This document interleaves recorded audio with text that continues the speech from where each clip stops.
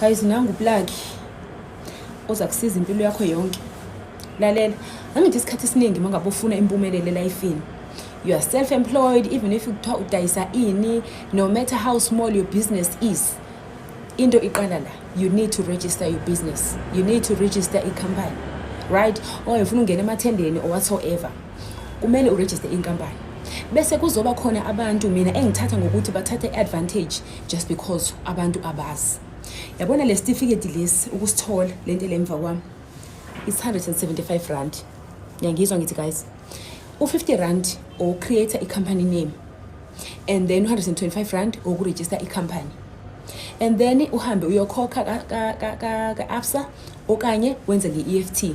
You're done. It takes 1 day. Akusikona u950, akusilona 1000, akusiwona 1.2 ukuregister i-company as abantu beni-charger. Ngihlezi ngibona le drobheni indawo, company registration, BEE certificate, tax clearance. Guys, all these things are free. I-tax clearance ka-SARS is free. BEE certificate is free. I-company registration is 175 rand.